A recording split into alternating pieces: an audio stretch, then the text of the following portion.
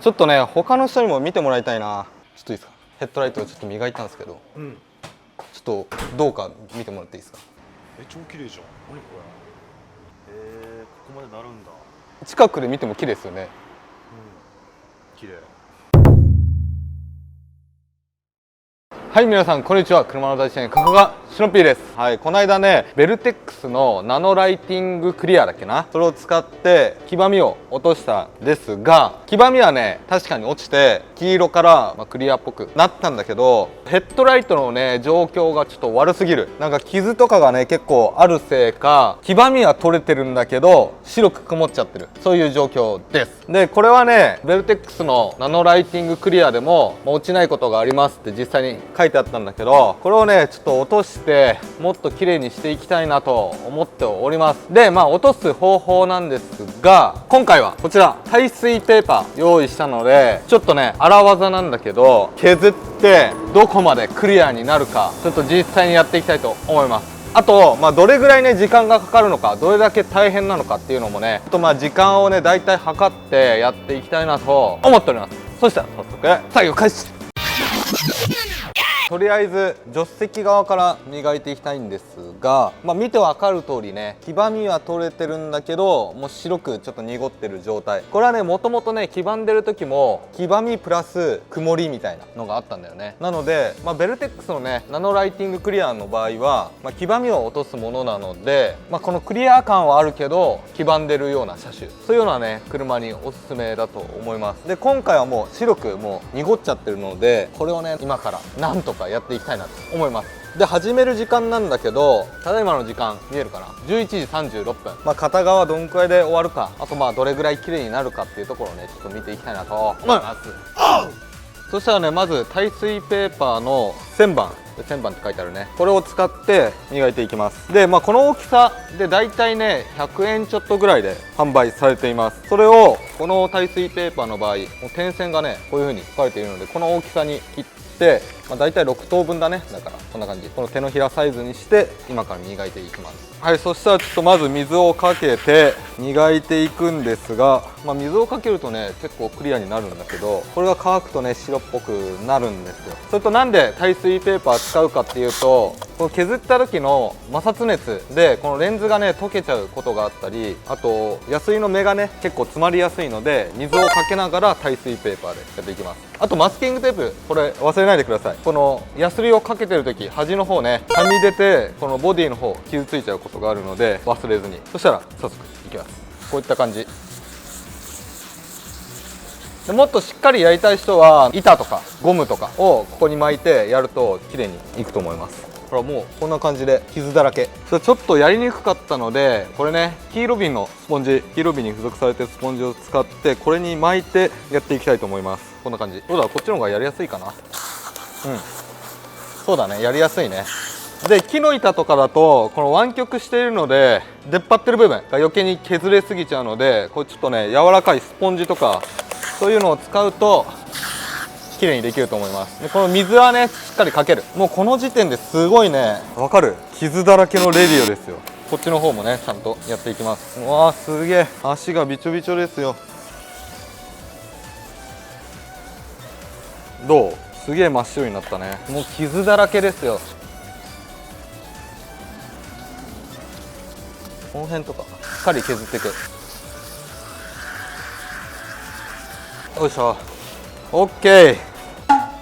はい、そしたらねだいたい5分ぐらい1000番で磨きました。で次これね1500番やった。番手を上げてもうさらに細かい目にして、この白いねさっき1000番でつけた傷をさらにね細かくしていきたいなと思います。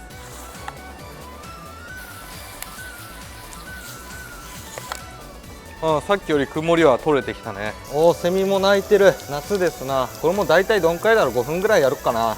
目でね見てね分かるんだけど、1000番で磨いた時は明らかにこの線傷みたいなのができてたんですが、1500で磨くとそれがね徐々に消えてく。しっかりね端の方まで。でこの作業やっぱね辛いわ。腕がパンパンになる。この絵すごい地味だな。地味っつうかね、もう右腕パンパンですよ。なんならパンパン、腕パンパン。まだね傷は入ってます。けどさっきより結構細かくなったかな。でこれ重要なのは1000番で、端まで削ったのに1500ではちょっと怠ってしまう。そうするとその場所がね後々その傷をね消すのが大変になってくるので、全体的に均等にやっぱかけていくっていうのは重要かな。もうちょいやっとこう、この下の方端の方とかねやっぱやりにくいから怠ってしまうことが多いんですよ。なのでこの辺はしっかり均等に磨いていく。はい、とりあえず1500こんなもんでいいかな。続いてさらにね細かくします。2000番。はい、2000番用意しました。もう一応1500まで終わって、これもね乾いてくるとさらにもっと白っぽくなるんですが、どうかな。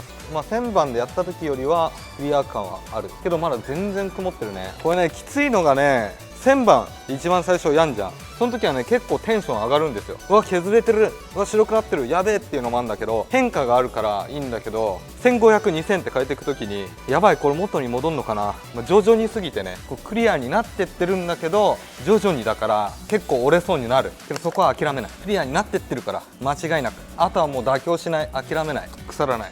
やばいスポンジがダメになってきたな。うわー手がもう腕が痛いわ。腕が動かない。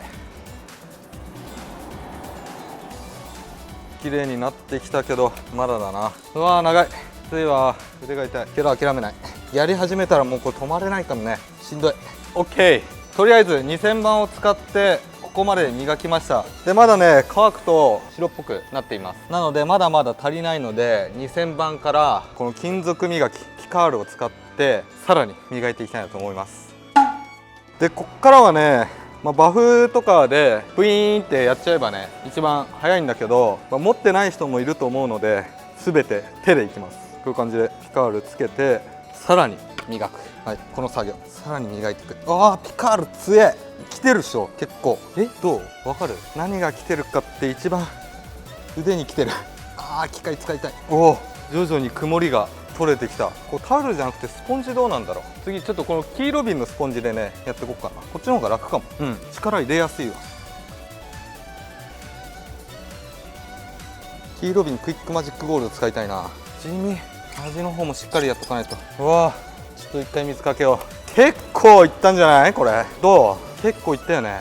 うわ手がきついな。うわすげえ来てるけどまだね曇ってるね。はい、そしたらピカール一旦中断して、これ黄色瓶クイックマジックゴールドガラス用なんだけど、これだったらねそこそこ力も入れやすいので、これでちょっとやってみたいと思います。もしかしたらねさらに傷がつく可能性もある。ちょっと試しね。うわ力は入れやすい、やりやすいわ。すげえやりやすい。ちょっと一回水かけてみよう。うわ綺麗になってる。こっち見て分かる通りさ、水がすぐ弾いちゃうんだけど、こっちはね滑らかになってきてるから浸水っぽくなってる。まだ足りんな。こっちの方がねマジ楽。これでいけんだったらこれでいきたいわ。けどエネルギーの消費も早い。頑張れ。角がやりづらいね。面はいいけどしょうがない。こういう角やりづらいので、そこはスポンジを使っていきます。こういうところとか。どうだろう、もうやめたい。いいんじゃねえの。悪くないと思うんだけどね。もっと目の細かいやつでいきたいかも。もうちょい頑張ろう。さあさらに流そう。やべえ超綺麗になってるけどまだだな。まだどうわかる？じゃあこの段階でね一回左右確認してもらおうか。はい、どうですかね。結構ねクリアになったと思う。この辺のねリフレクターのこの線見てもらえればわかるんだけど、こっちの方がねしっかりリフレクター見えてるような感じしないけど、まだねちょっと磨き傷みたいのが残ってるので、さらに追い打ちかけたいと思います。はい、全く取れていませんでした。残念。黄色瓶を使い終わった後にさらにね磨くためにこちらワコーズの PC2 これをね使って磨いておりました。この超微粒子コンパウンドってやつね。でそしたらねここまで来た。わかる？すげえ綺麗になってるんですよ。わかるかな。もうほんとなんだろう、新品同様は言い過ぎかもしんないけど新品同様ぐらいすごい。はい、諦めずにまだまだ磨いていきます。腕はねもうパンパン。正直この端の方がね一番やりにくい。これねバフあればねもっと超速いと思うけどね使わないんですよ。そこあえて人力でここまでいけるぜっていうのをね見せたい。シノピーの力見せたい。ここで体力勝負。あとはもう綺麗になっていく。本当にすげえや。PC2 すげえ。まだ行こう。すげえ。ワコーズ PC2 すげえわ。この辺端の方もねしっかり磨いておく。 OK じゃないの？ OK じゃないの？一旦以上。はい、こんな感じです。どう？この奥のリフレクターのね模様つか柄を見てもらいたい。この縦筋、こっちに比べてこっちすごいくっきり見えない？もう近くで見てもね新品まではいかないけどもう新品同等ぐらい来てる。綺麗だよこれ。10アルファードでこんな綺麗なねヘッドレンズつけてる人ねなかなかいないよぐらい綺麗。こっち施工前、施工後、すごくない？人力でここまで行きました。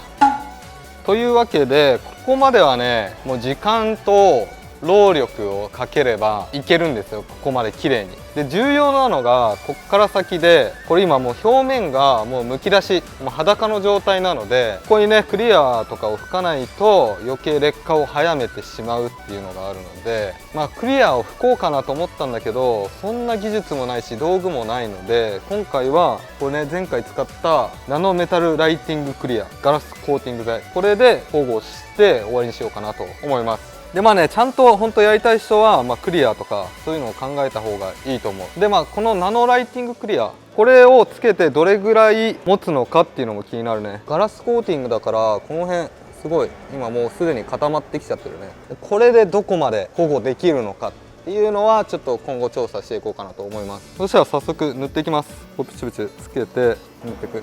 これで保護すると、これがもうどれぐらい何年持つのか何ヶ月持つのか何日持つのか、そこはちょっと重要なところになってくるんですが、何もしないとねほんと劣化早めるだけなので、クリアの代わりにこれで保護っちゃいます。はい OK。 そしたらね次ねちょっとライトをつけて違いをね見ていきたいなと思います。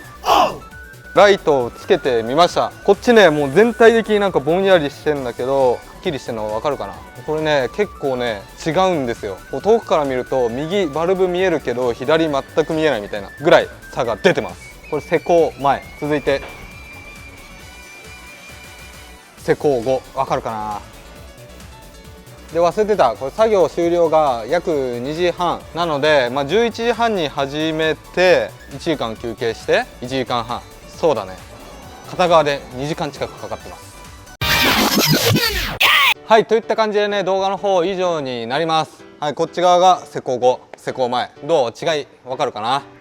実際見るとねほんと、新品同等まではいかないかな。中がねやっぱねちょっと焼けてる部分はあるんだけど、ほんと新品って言ってもわからないぐらいまで綺麗になりました。で皆さんもここまでねちょっと気合を入れればできると。でこの前段階で、くすんでなければ前回紹介したベルテックスナノメタルライティングクリアでも十分なんだけど、くすんで傷があったりもう曇って全然ダメだっていう人はもうここまでやるしかないのかなっていう感じです。で今回ね道具なしでやってみました。で道具買うのもねすごい高いので、今回紙やすりとあとコンパウンド、ピカール、あとキーロビン、そんなね金額的にはそんないかないので、もしよかったら挑戦してみてください。それと一番重要なのがこの削った後の保護。今回はナノメタルライティングクリアっていうねベルテックスのガラスコーティングで保護したんだけど、これがどれぐらい持つか、理想はクリアを吹くのがいいって言われてるんだけど、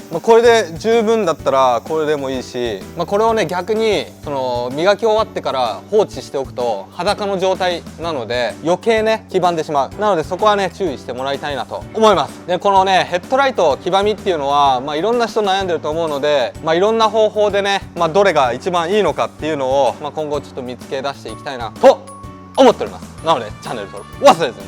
それではまた来週。